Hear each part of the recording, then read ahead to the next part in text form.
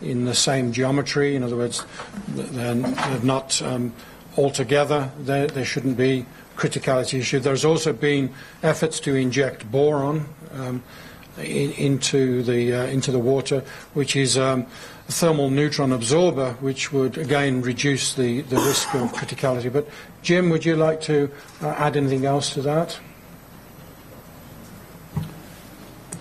I mean, your first question is, do we know how close the workers have been able to come? And the answer is, we don't know.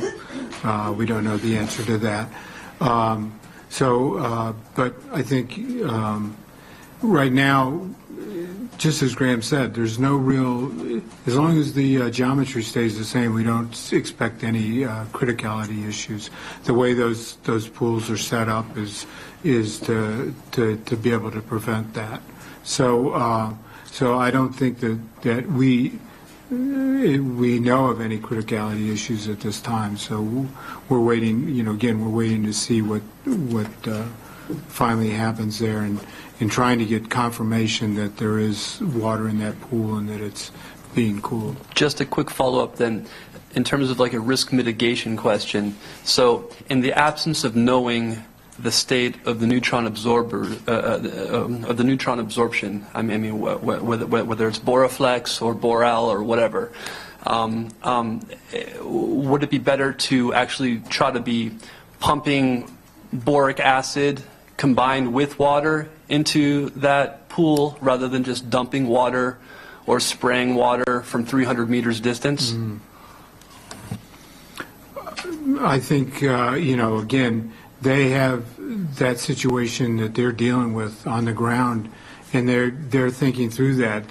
You saw with their putting seawater along with boric acid into the reactor vessels to prevent criticality, that obviously is one of the things that they're thinking about. So we don't know exactly what their plans are, but that has been one of their concerns all along. Next question. Sylvia?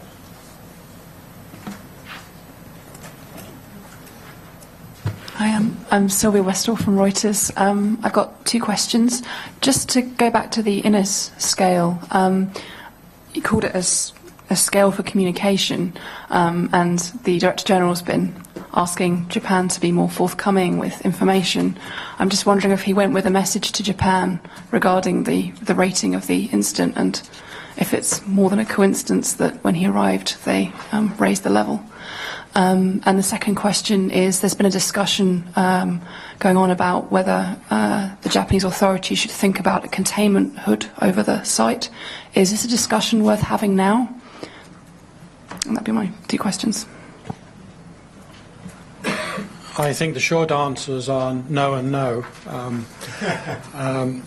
The fact that the rating has changed really isn't a function of the Director General's visit.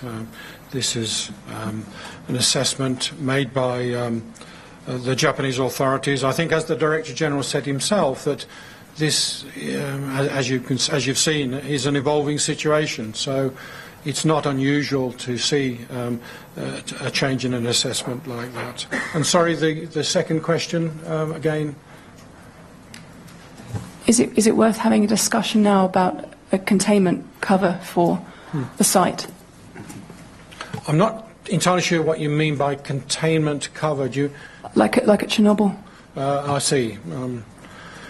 Well, I think after the accident as such is over, then there will be a whole range of issues in the post-accident phase that will need to be considered very carefully. How to deal with the reactors that are left, to remove the fuel safely, and as necessary to decommission. These are all very good questions that will need to be addressed, but you'll appreciate they're not the immediate priority of today, but I take your point. Yes, in the back.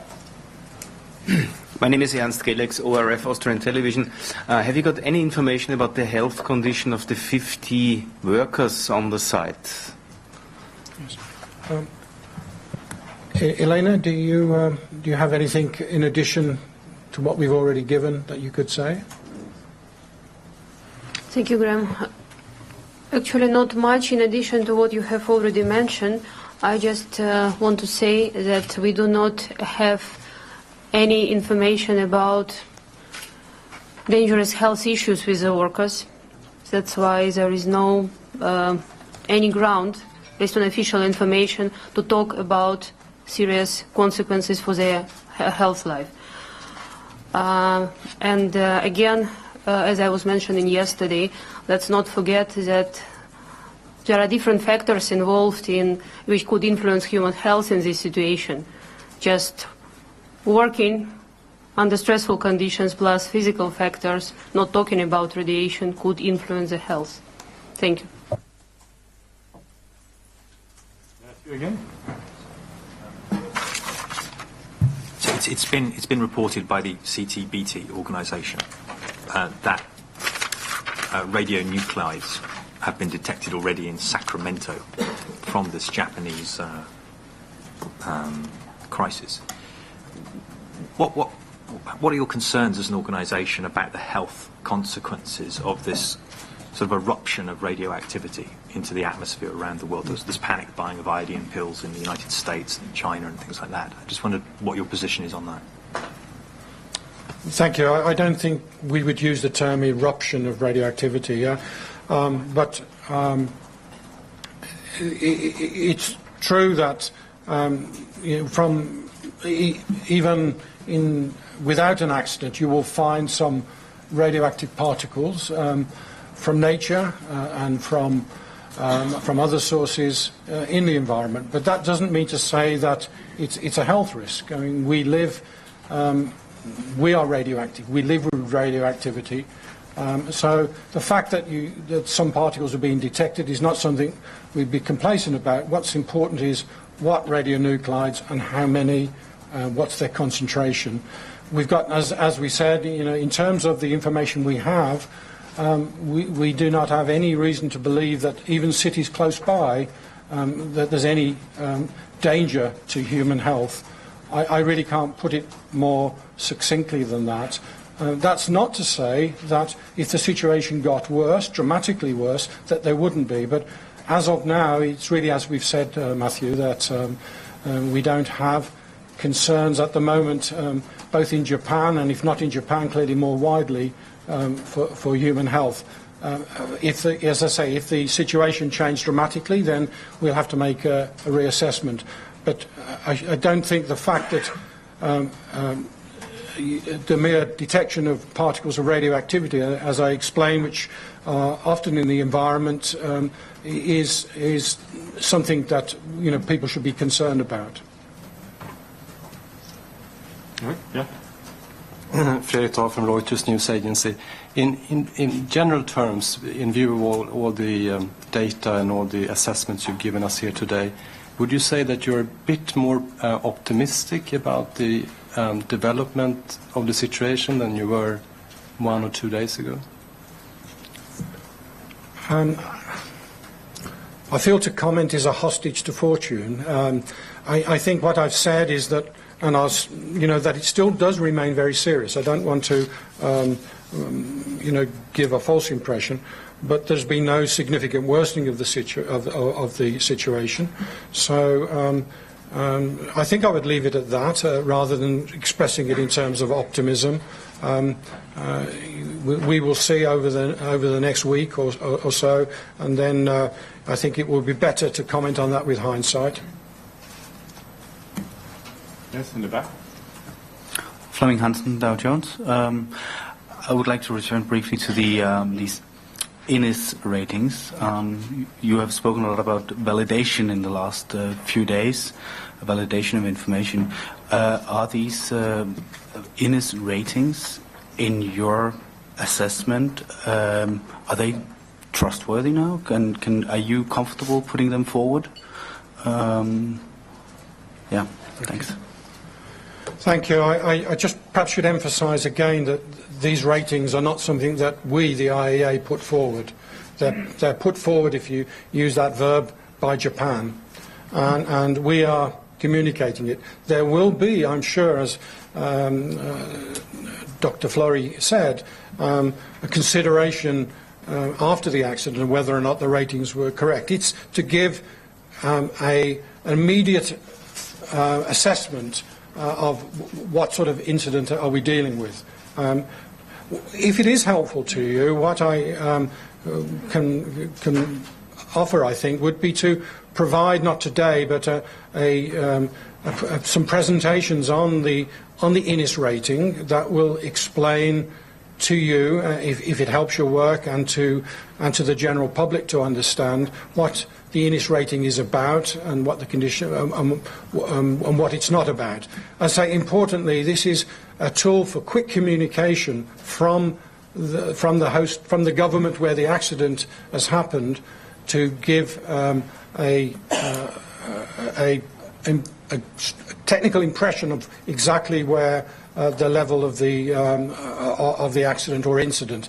Below rating 4, it's an incident. Above that, it's classified as an accident. So I don't want to dwell too much on, and we're happy to answer your questions, but I think it's more.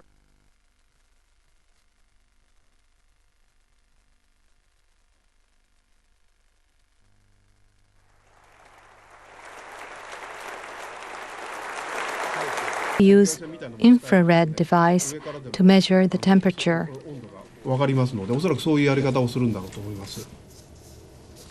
Prime Minister Naoto Kan met with the Director General of the International Atomic Energy Agency, Yukiya Amano, on Friday.